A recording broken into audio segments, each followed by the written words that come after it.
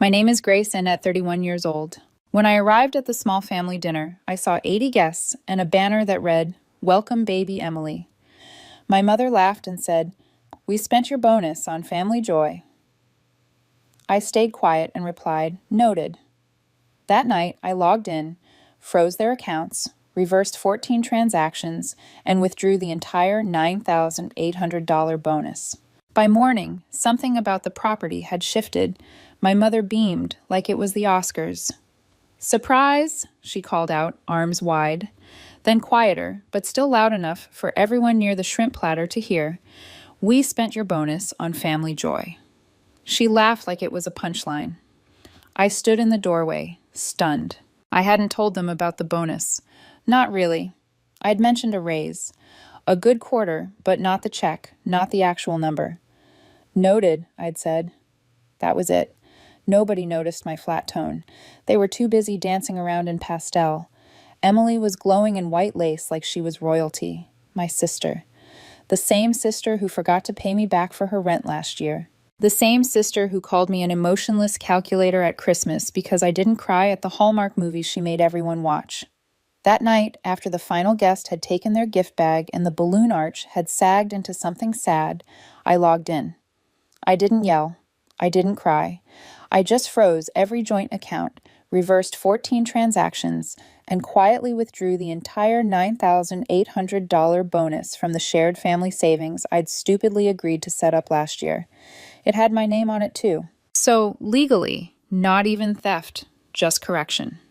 I wasn't trying to hurt anyone. I just needed to protect what was left of my peace.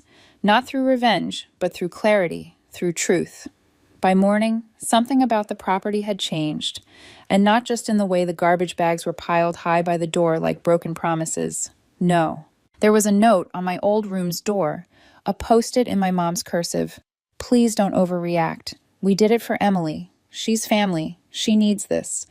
I left the post-it where it was, grabbed my laptop, sat on the edge of the guest bed, and opened the folder I swore I'd never use.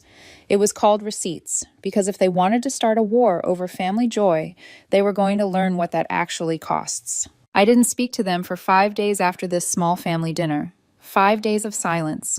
No texts, no calls, just me and the Google Sheets file where I tracked every single dollar I'd sent their way since 2021. Rent payments, $6,300. Medical bills, $2,480. Emily's emergency car repair, $1,900. Groceries recurring, $125 per month. Streaming services on my card for platforms. My mom's wine subscription still active. I was a walking ATM with a Wi-Fi password. The 6th day, my sister called. I didn't answer. Then my mother left a voicemail. "Honey, we know you're upset, but you're overreacting. It was just a dinner.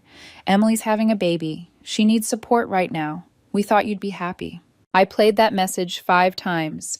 Not once did she say thank you. Not once did she apologize. I decided to pay them a visit. Not because I missed them, but because I had questions. When I pulled into their driveway, Emily's new SUV was parked out front, the same one she'd claimed she couldn't afford a down payment for 2 months ago. I recognized the dealership sticker. I'd taken her there. I'd co-signed.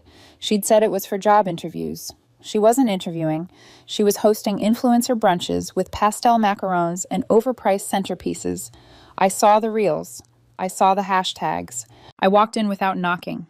"Hey," Emily chirped, sitting at the dining table, surrounded by boxes from Baby Bloom.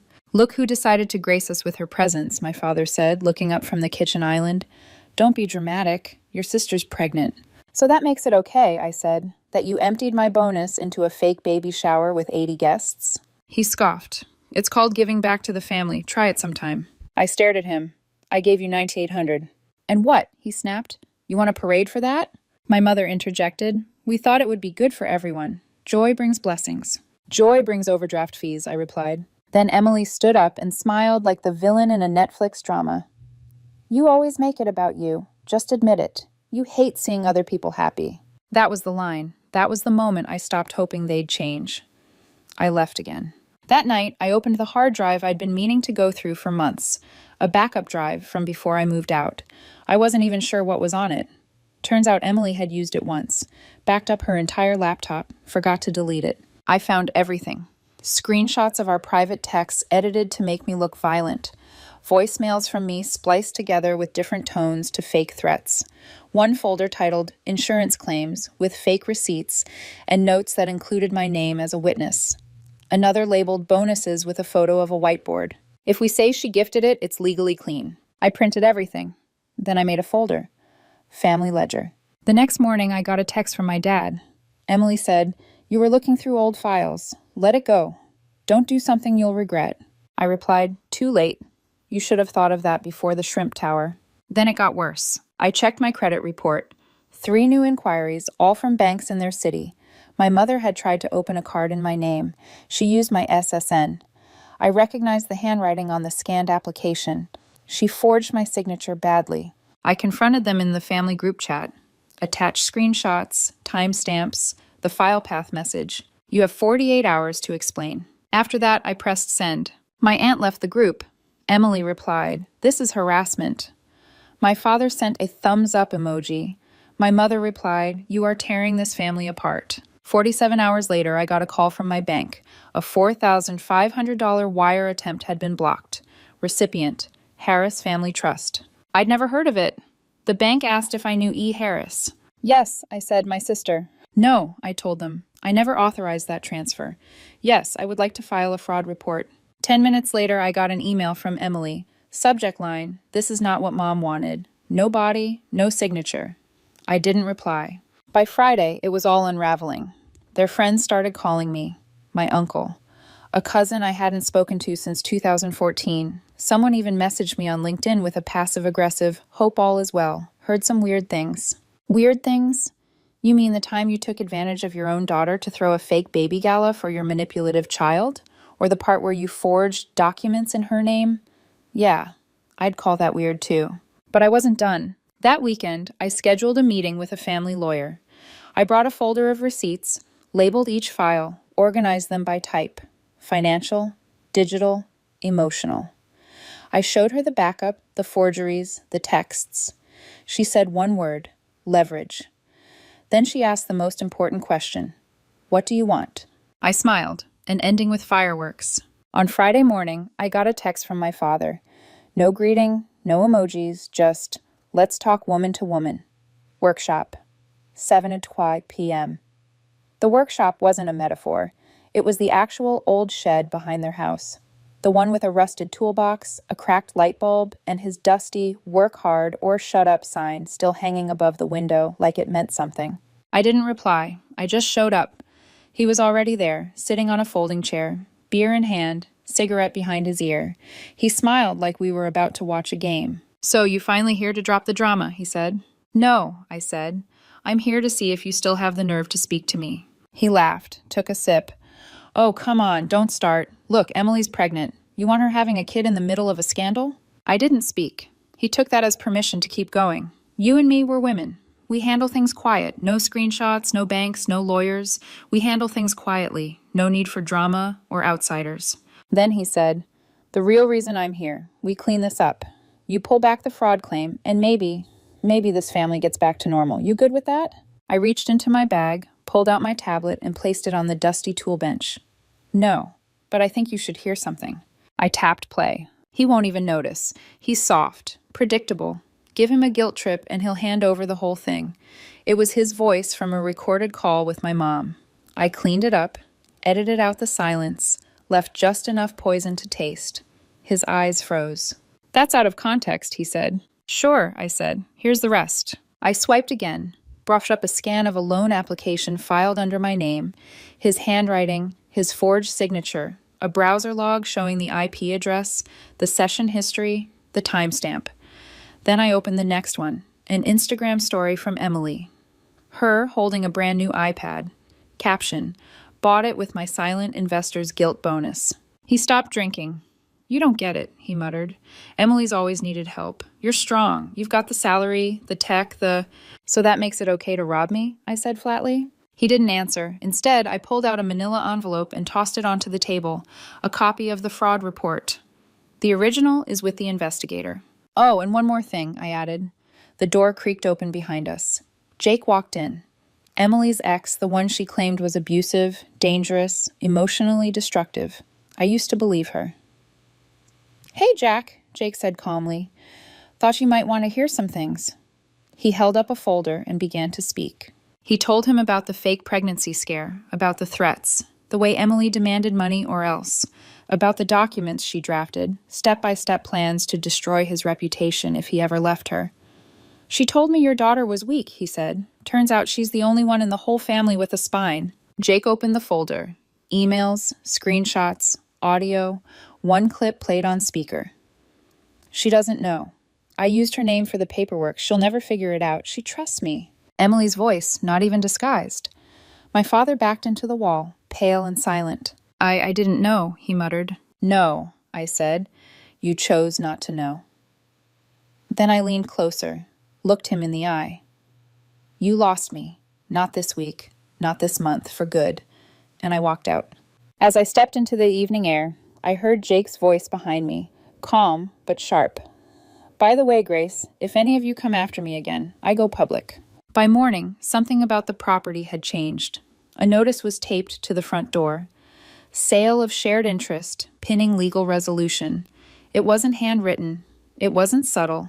It was bright orange, stapled to the frame with cold intent. By noon, Emily had called me 23 times. My mother sent 3 voice notes, all of them crying. My father sent just one text. "You're making a mistake you can't walk back from." I didn't respond. Instead, I uploaded a document folder titled Family Transparency Initiative. No drama, no hashtags, just facts. Inside were PDFs, screenshots, recordings, the loan documents in my name, audio of Emily bragging about manipulating me, photos of the baby shower that cost $9,800 from my bonus, a timeline of every transaction, lie, and public humiliation, and of course, the letter from the county confirming I had sold my 50% share of the house to a legal firm. They didn't know I still had partial ownership. It was the last card I'd held. They thought I was bluffing. They forgot I was raised by them. The fallout started within hours. A neighbor posted a photo of the orange notice to Facebook with the caption, "Harris House in Trouble." Another neighbor commented, "About time someone stood up to those people." That same afternoon, I received an email from a local news blog. They'd seen the documents. They wanted a statement. I gave them one line.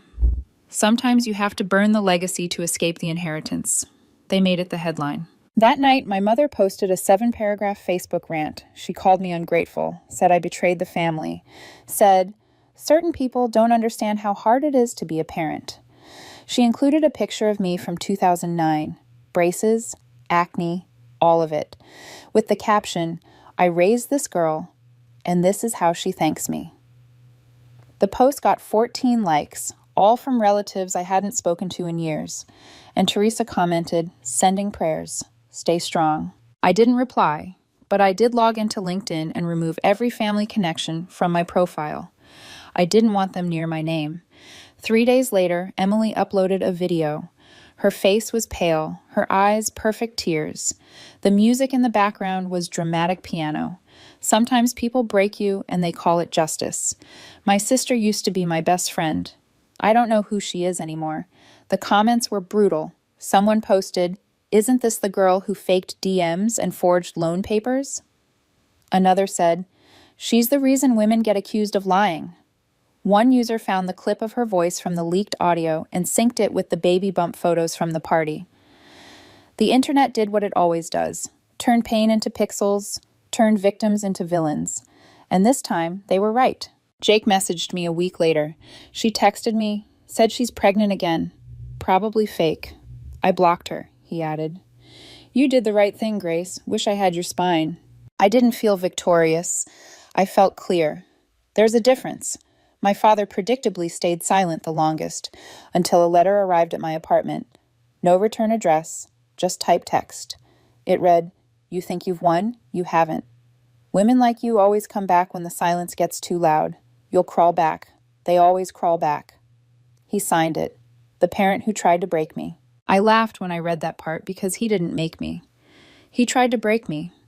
What made me was the silence, the pretending, The years of biting my tongue while they drained every cent and called it love. He didn't make me. He taught me what not to become. The law firm that now owns half the house sent them a formal demand letter. Either buy out the interest or vacate within 90 days. Turns out shared ownership with a silent partner can get inconvenient.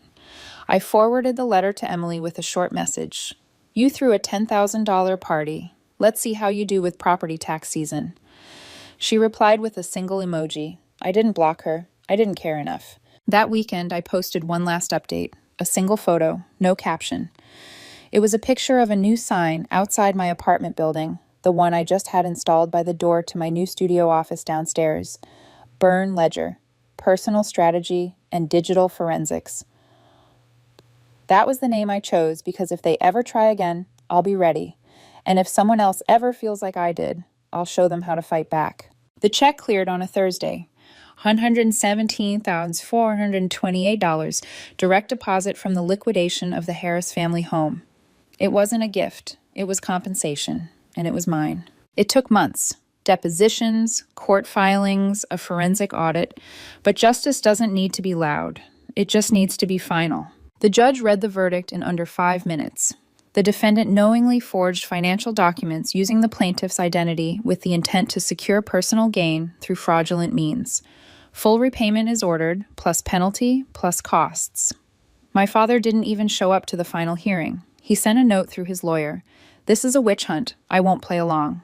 Emily sat in the corner like a failed audition. Head down, lips tight. No tears this time, just silence. My mother watched the ruling like she was waiting for someone to stop it. No one did. By the next morning, the house had a for sale sign in the front yard. A week later, it had new owners. They tore down the flower bed, ripped out the mailbox, painted the shutters black. It didn't look like a family home anymore. It looked like a purge. My lawyer called that afternoon. They've transferred the money. You'll receive confirmation shortly. Legally, they're not allowed to contact you again. If they do, call me first. I thanked her. She said, I've handled a lot of cases like this, but never one where the son played it this clean. I didn't say anything. There was nothing left to clean. That evening, I sat on the floor of my new office. Hardwood, quiet, uncluttered. The company sign had arrived earlier that day. I peeled back the cardboard, slow and careful. Burn Ledger, Strategic Recovery, and Risk Defense underneath. Never again means never again. I wasn't chasing punishment. I was choosing peace. I hung it on the door myself, drilled the anchors, screwed it in, no help, because that's how it had always been. A week later, a letter showed up at the old P.O. box. Handwritten, sloppy, torn envelope. You've made your point. We've lost the house. Emily's suffering. Your mother's not well. If there's any part of you that still believes in family, pick up the phone. I put the letter back in the envelope, taped it shut, and fed it through the shredder. That same day, I walked into a credit union and closed the last joint account I had with any of them. The banker asked, "Are you sure you want to do this? It's permanent." I nodded. That's the point. She slid a folder across the desk. Final account closure. I signed without blinking, then handed her a pre-written note. Please notify all associated cardholders that the account no longer exists. Any future charges will be declined. Emily tried to run a charge the next morning for $112.99 at some boutique baby store. It bounced. She tried again. It bounced harder. That's when she texted me. I'll pay you. I'll give it all back if you just stop this. I replied with a number, $1,942.16. The debt is yours. She never replied again. They didn't return the full amount. The penalty came from the court, but the win wasn't the money. The win was the silence. No more late-night calls. No more guilt-wrapped obligations. No more being their emergency exit. They tried to use my blood as leverage, but I bled out the part of me that still needed them. That Friday, I changed my number. Only 3 people got the new one. The old number still active, still attached to the joint Netflix account my mom forgot to delete. Let it sit there. Let her wonder who I am when the screen says this profile is no longer available. The last thing I did, I donated $2,000 from the settlement to a legal defense fund for adult victims of family-based financial abuse. Didn't post about it. Didn't tell anyone. I just clicked submit and moved on. Then I walked out to my balcony with a cup of black coffee in silence. For the first time in years, no part of me was calculating anything. Not a budget, not a strategy, not an apology, just breath. Some stories end with reconciliation. Mine ends with clarity. I'm not guilty for being used, but I would be guilty for staying. They called it betrayal. I call it release. They saw conflict. I found closure. They said I crawled back. I didn't. I cashed the check, changed the locks, and never looked over my shoulder.